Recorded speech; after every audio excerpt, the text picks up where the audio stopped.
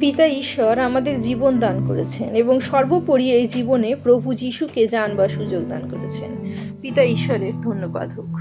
পবিত্র বাইবেল মতিলিখিত সুসমাচার 12 অধ্যায় 37 পদে প্রভু যিশু বলেন, কারণ তোমার বাক্য দ্বারা তুমি নির্দোষ বলিয়া গণিত হইবে, আর তোমার বাক্য দ্বারাই তুমি দোষী বলিয়া গণিত হইবে। পবিত্র আত্মার সহভাগিতা প্রার্থনা করি বিষয়টি বোঝার জন্য। প্রভু যিশু যখন একজন ভূতগ্রস্তকে সুস্থ করেন, তখন ফরিসিরা এবং ধর্মযাজকরা বলেছিলেন যে তিনি ভূতেদের সাহায্য নিয়ে সেই ভূতগ্রস্ত মানুষটিকে সুস্থ করেছেন।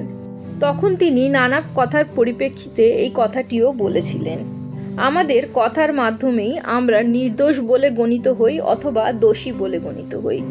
প্রভু যিশু পবিত্র আত্মার মাধ্যমে ভূত ছাড়িয়েছিলেন এবং তিনি বলেছিলেন, পবিত্র আত্মার বিরুদ্ধে যারা কথা বলে তাদের কখনো ক্ষমা হয় না। যখন ফরিসিরা প্রভু যিশুর বিরুদ্ধে কথা বলেছিলেন, তার কাজের ব্যাপারে, আশ্চর্য কাজের ব্যাপারে কথা বলছিলেন, তখন প্রভু যিশুর সেই শক্তির উৎস সম্পর্কে তারা নিন্দা করছিলেন, পবিত্র আত্মা সম্পর্কে তারা নিন্দা করছিলেন। এই পরিপ্রেক্ষিতে প্রভু যিশু আরও বলেন, মনুষ্যেরা যত অনর্থক কথা বলে বিচারের দিনে সেই সকলের হিসাব দিতে হইবে।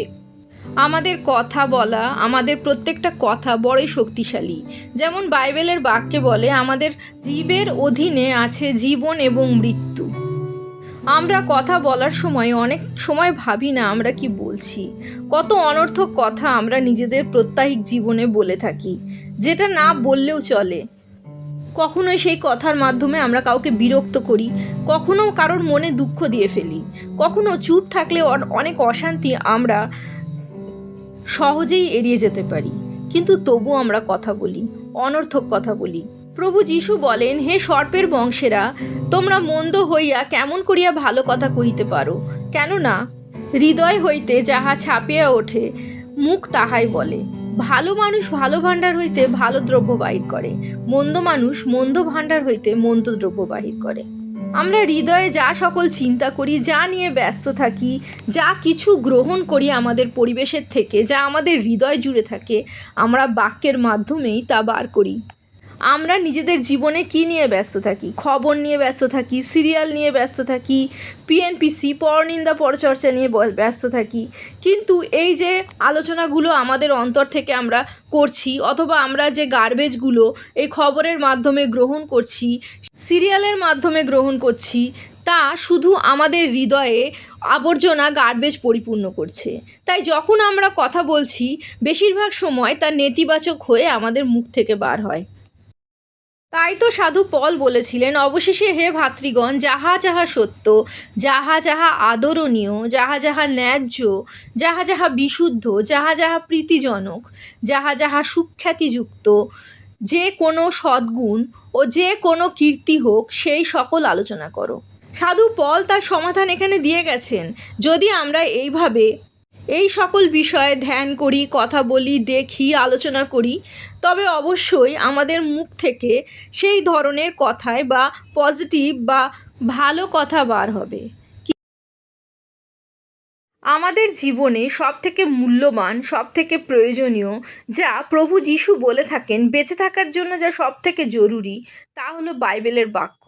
সেই বাক্য যদি আলোচনা করি, সেই বাক্যে থাকি, তবে সেই পবিত্র আত্মার মাধ্যমে আমরা আমাদের হৃদয়ে বারবার সেই বাক্য ধ্যান করব এবং প্রত্যেক পরিস্থিতিতে সেই বাক্য আমাদের হৃদয়ে পবিত্র আত্মা উপস্থিত করেন, যা সর্বসময় সত্য, আদরণীয়, ন্যায্য, বিশুদ্ধ, প্রীতিজনক। এমন নয় যে আমরা কথা বলবো না, আমরা অবশ্যই কথা বলবো, কারণ সেই কথা বলাই আমাদের সেই শক্তি যা পিতা ঈশ্বর আমাদের দান করেছেন। আমরা আমাদের বাক্যের মাধ্যমেই প্রভু যিশুকে গৌরবান্বিত করতে পারি। আমাদের বাক্যের মাধ্যমেই আমরা প্রভু যিশুর সাক্ষ্য হয়ে উঠতে পারি। সেই বাক্যের মাধ্যমে আমাদের চারপাশে আমরা এক পবিত্র পরিবেশ তৈরি করতে পারি, পবিত্র আত্মায় প্রার্থনা করতে পারি।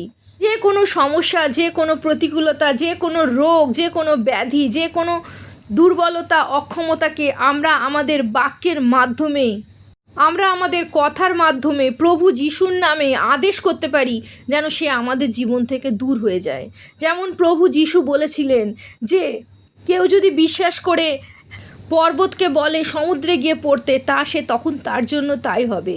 ঠিক তেমনই আমাদের জীবনের সকল দুর্বলতা, অক্ষমতা যখন আমরা বাইবেলের বাক্যের মাধ্যমে প্রভু যিশুর নামে সেইগুলোকে আদেশ দিই, তারা আমাদের জীবন থেকে দূরে যেতে বাধ্য হয় প্রভু যিশুর নামে। তাই আমাদের বাক্য বড়ই শক্তিশালী, এবং তাই জন্য আমাদের বাক্য চয়ন, বাক্য বাছা খুব সচেতনভাবে করতে হবে।